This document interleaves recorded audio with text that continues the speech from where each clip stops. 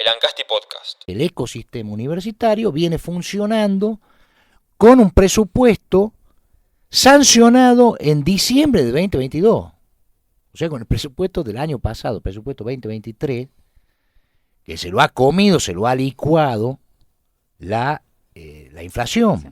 Estamos hablando de una inflación de un año, más arriba del 250%. Y va soltando en cuentagota recursos el Poder Ejecutivo Nacional. ¿Qué cabe recordar también? Que es lo único que tiene que sostener. Porque la educación primaria y la educación secundaria son de las provincias, a las que le ha recortado el FONIT, el Fondo de Incentivo Docente. Emerge este conflicto con las universidades, que es, a mi criterio, un punto de inflexión en la gestión de Milei. Porque es un conflicto de características diferentes. Creo que la gestión libertaria lo siente a eso. En el contexto, mientras fue escalando esto, que se inició en la UBA, Universidad de Buenos Aires, y se fueron plegando todas las unidades universitarias del país hasta conformar esta marcha federal que se realiza hoy, a partir de la 17, que va a repercutir obviamente en Catamarca, que se prevé, como dice Daniel, que va a ser muy importante, multitudinaria, y a la que se han sumado sectores de la política, de los movimientos sociales, del sindicalismo, en busca de un baño, digamos, de legitimidad. Esos sectores están desacreditados, encuentran en la defensa de la educación pública una bandera para blanquearse, para recuperar un poco del crédito perdido sobre que Milei cabalga. Ahora, ¿qué ha pasado acá? Toda la prédica de Milei en contra de esta marcha, de Milei y de su usina, de sus tanques virtuales, todo lo que se ha dicho, que radica en dos cuestiones. Uno, el manejo opaco de los recursos de la universidad pública, y otro, que son focos de adoctrinamiento. Vamos a hablar sobre eso. Toda esta prédica no ha hecho mella en la marcha, a diferencia de lo que ocurrió con los anteriores. O sea, se ve que la causa de la educación pública y de la universidad pública es mucho menos permeable a la crítica libertaria, a esta irascibilidad del presidente, al denuesto, a la denigración. No es lo mismo esto que decirle nido de ratas al Congreso, corrupto a los legisladores nacionales, que decirle de género fiscal a los gobernadores, que decirle ensobrado a los periodistas, que criticar al sindicalismo, que criticar a las organizaciones sociales. Acá hay una cosa distinta. Las cualidades del conflicto son diferentes. Y surge la protesta universitaria por los recursos que se le niegan, que se niega una actualización, digamos, razonable, que es lo que piden, como un punto de encuentro. ¿De encuentro de qué? Del malestar contra el gobierno. Todo eso que está disperso, todo eso que lo hace tan fuerte a Milei por su dispersión, encuentra una convergencia, una consistencia en esta protesta. Por eso es tan importante la protesta de hoy. Y hay dos datos, yo me permito señalar de contexto antes de abordar el tema central, que son el mensaje que dio Milei en Yao Yao a los empresarios, a los grandes grupos empresarios, y la cadena nacional que dio ayer, celebrando el 0,2% de superávit financiero, hiperbólico, diciendo que este superávit no tiene parangón en la historia mundial de Occidente, y atribuyéndolo sobre todo, dice, más a la motosierra que a la licuadora. Digamos, hay algunos puntos que omite ahí. Por ejemplo, las cosas que se han dejado de pagar y que se van a acumular, que es tierra bajo la alfombra, que se tiene que pagar en algún momento. Deuda energética, deuda con los importadores, que se patea para adelante. Los dos mensajes en Yao Yao y la cadena nacional son una convocatoria a la fe.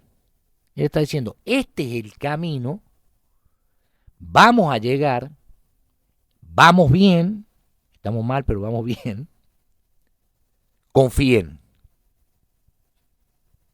E insiste con esto después que se le ha negado al ministro de Economía, Luis Toto Caputo, financiamiento del Fondo Monetario Internacional. O sea, el Fondo Monetario Internacional dice, bueno, está todo muy bien, muy bueno el ajuste, está recuperando capacidad de pago, pero no hay plata. O sea, lo mismo que dice Milei acá a las universidades y a todo, le dicen el Fondo Monetario Internacional a él. Se tienen que cumplir otros requisitos que tienen que ver fundamentalmente con la política. Entonces, a los empresarios que le dicen, yao, en algún momento ustedes van a tener que poner las pelotas, dice, mire, e invertir, apostar. Y ese discurso lo cierra con el relato del episodio cuando los judíos, escapando de Egipto, llegan al Mar Rojo y pega con el bastón y no se abre el Mar Rojo. No se abre. Entonces es muy lindo verlo, cómo lo cuenta Milei, porque Milei mira para arriba y dice como si Moisés le pidiera a Dios, che, abrime acá para que nosotros podamos pasar por el Mar Rojo. Y el requisito de Dios es, no, cuando ustedes avancen se va a abrir. Y el Mar Rojo se va abriendo a medida que va avanzando el pueblo judío y cuando termina de pasar se va cerrando sobre los enemigos egipcios. O sea, hay una cuestión de fe que Milei redobla su apuesta, esa confianza en su figura y en su programa, en Yao y en la cadena nacional de ayer.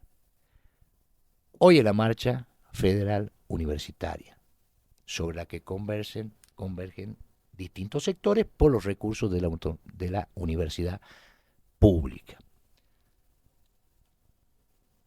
La autonomía universitaria, Costello, nace en la reforma de 1918, en Córdoba, que es la posibilidad, o sea, la facultad de que la universidad se dé su propio gobierno, digamos, docentes, graduados, alumnos, eligen sus propias autoridades y administran su presupuesto, sin tutelaje, sujeto a auditoría. La Auditoría General de la Nación audita la administración de la universidad pública, pero nadie puede intervenir en eso sino las propias autoridades elegidas por el propio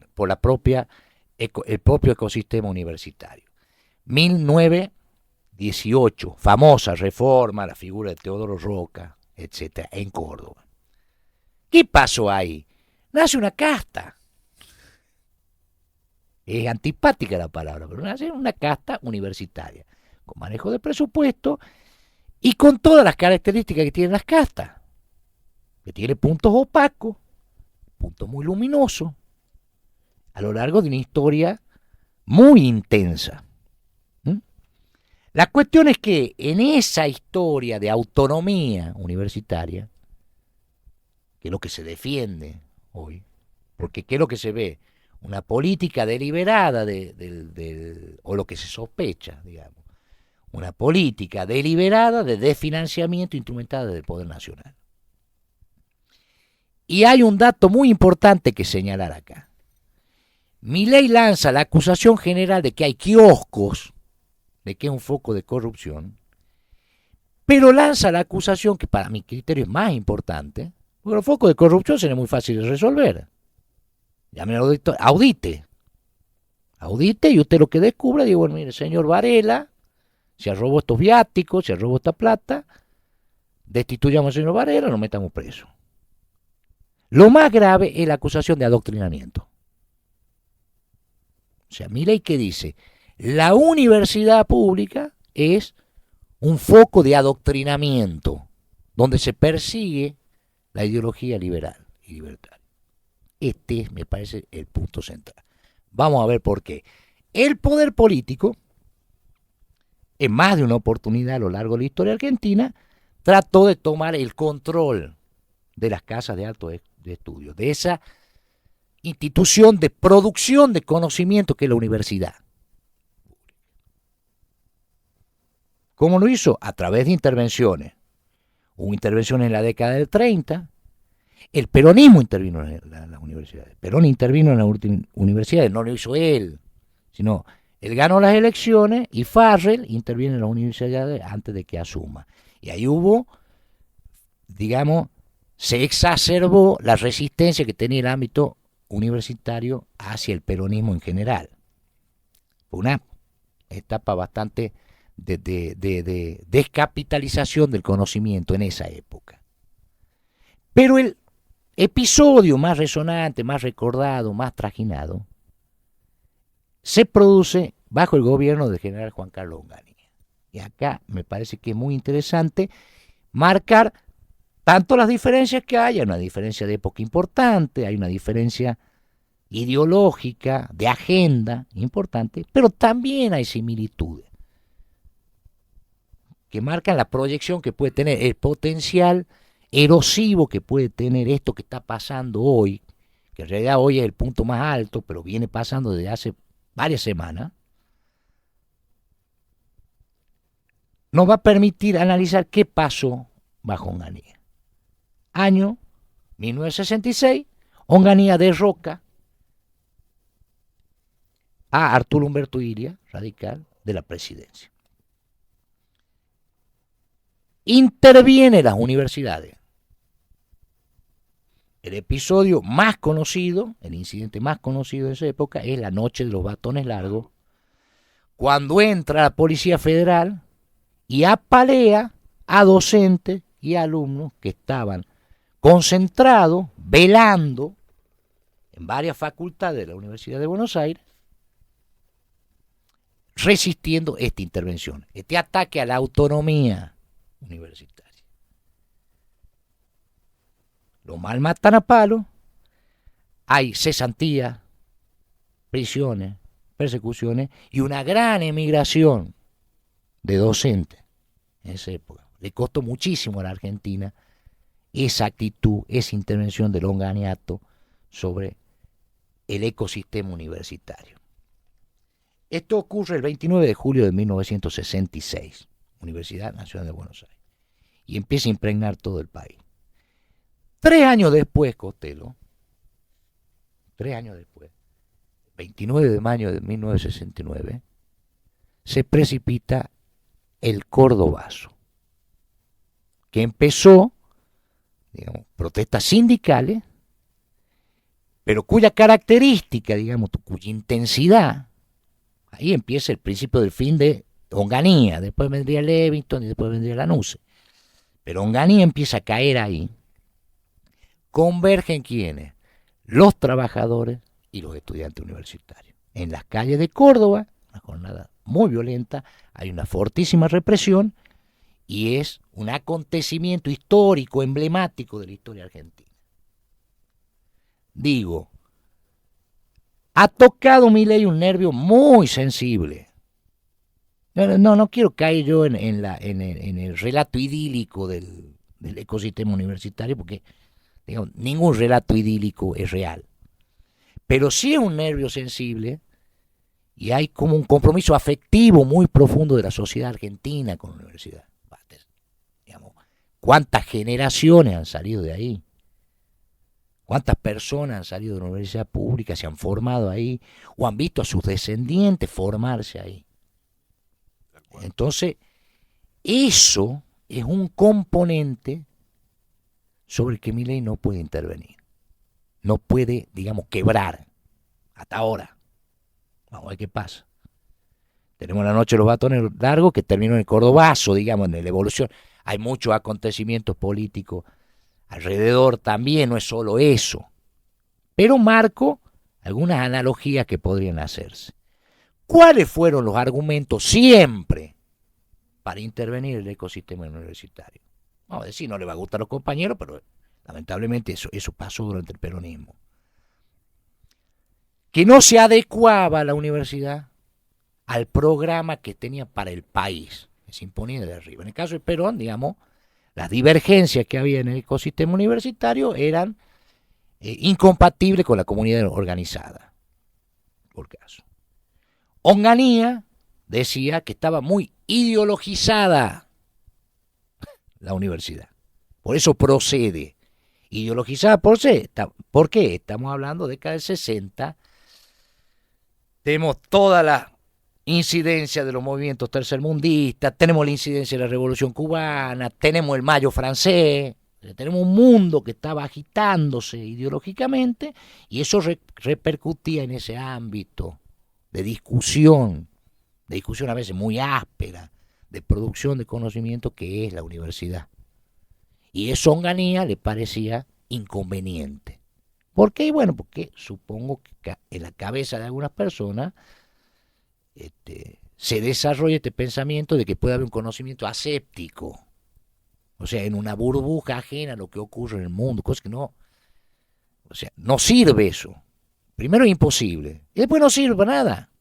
El conocimiento es para intervenir en el mundo, para cambiarlo, lo que nos parece mal, trata de mejorarlo. Entonces, hay un aire de familia, más que un aire de familia, es idéntico el argumento que usa ahora Milei para atacar a la universidad pública. Adoctrinamiento. ¿Por qué? Bueno, porque no leen o porque no enseñan los profesores, los autores, o no los promueven los autores que a mí me gustan. No profesan la ideología libertaria. Así fuimos avanzando hasta llegar a este punto y habrá que ver qué se dispara a partir de ahora. Por lo pronto, han empezado a aparecer actores, aliados de Milei o potenciales aliados de Milei que toman distancia. Y dicen, no, acá no entramos nosotros en esta jugada. Y a propósito del potencial erosivo y polémico que tiene cualquier intervención o cualquier intento de manipulación del ámbito universitario, lo había anotado para recordar hoy, para recomendar, el libro del profesor Jorge Perea, el último libro que ha sacado, que se llama Aquí no pasó nada, que es sobre la violencia política y la represión en la década del 70 en Catamarca. Y allí narra las alternativas de cuando se designa el Poder Ejecutivo Nacional en 1973, designa al primer interventor normalizador de la Universidad Nacional de Catamarca, que recién se creaba. Creo que se creó en el gobierno de Lanús. ¿Quién es el primer interventor normalizador de la UNCA? El profesor, una eminencia, digamos, de la historia, no solo de la provincia, sino del NOA, que es el profesor Armando Raúl Bazán. Se designa y eso desata un tremendo conflicto por los precedentes, digamos, políticos que tenía Bazán dentro de la comunidad universitaria de Catamarca y dentro del peronismo. Y hay un conflicto que repercute sobre el gobierno de Hugo Alberto Mott, con protestas, con represión, con preso, cuando asume Bazán. Porque se resistía un sector muy importante, sobre todo de la izquierda peronista, a que Bazán fuera el interventor. Eso está narrado en el libro de Perea, cuya lectura recomiendo enfáticamente. ¿Y qué decía el profesor Armando Raúl Bazán? Hay indicios marxistoides en la Universidad Nacional de Catamarca. Había ahí una concepción ideológica, igual a la de aquella de Perón, igual a la de aquella de Onganía, igual a la que ahora esgrime Javier Milei. Raro, porque es un hombre que dice que lo más importante y sagrado es la libertad. Debería haber entonces una promoción de la libertad de pensamiento. Así que hoy Costello, yo no sé si voy a ir o no voy a ir a la marcha, tal vez vaya, por lo menos a mosquetear, pero más allá de todos los lunares que pueda tener la casta académica y la casta universitaria, esos lunares se tienen que resolver en el ámbito correcto. Y sería bueno que se resuelvan. Digamos, algunos integrantes de esa casta deberían preguntarse qué han hecho ellos para que el discurso en contra de ellos en alguna medida cale en algunos sectores de la sociedad. Pero eso es otra discusión. La marcha de hoy es para defender la universidad pública, para defender la educación pública. Así que yo les propongo que nos despidamos del público con una canción de Violeta Parra, que interpreta a nuestra Mercedes Sosa, donde hay una palabrita ahí, quien la escucha atentamente, que también ha sido usurpada por la facción que gobierna hoy la Argentina. Escuchamos Me gustan los estudiantes, por Mercedes Sosa. Que vivan los estudiantes, jardín de nuestra alegría.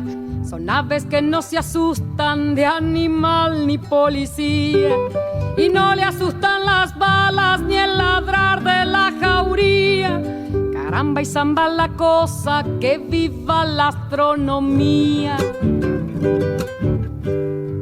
Me gustan los estudiantes que rugen como los vientos cuando le meten al oído sotanas y regimientos.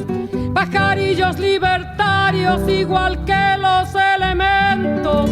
Caramba y zamba la cosa, que viva lo experimento.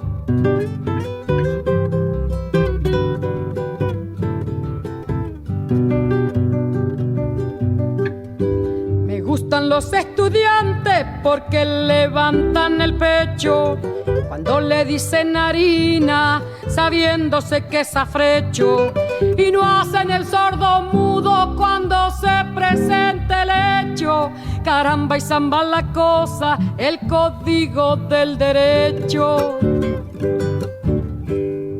Me gustan los estudiantes porque son la levadura del pan que saldrá del horno con toda su sabrosura para la boca del pobre que come con amargura.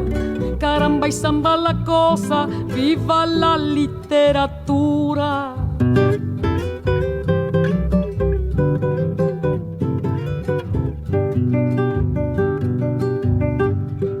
Me gustan los estudiantes que marchan sobre la ruina con las banderas en alto a toda la estudiantina. Son químicos y doctores, cirujanos y dentistas. Caramba y zamba la cosa, vivan los especialistas. Me gustan los estudiantes que con muy clara elocuencia a la bolsa negra sacra le bajo las indulgencias. Porque hasta cuando nos dura, señores, la penitencia. Caramba y zamba la cosa, que viva toda la ciencia. Caramba y zamba la cosa, que viva toda la ciencia. Escucha este segmento en vivo en Mañana es Hoy por Radio Ancasti 98.5.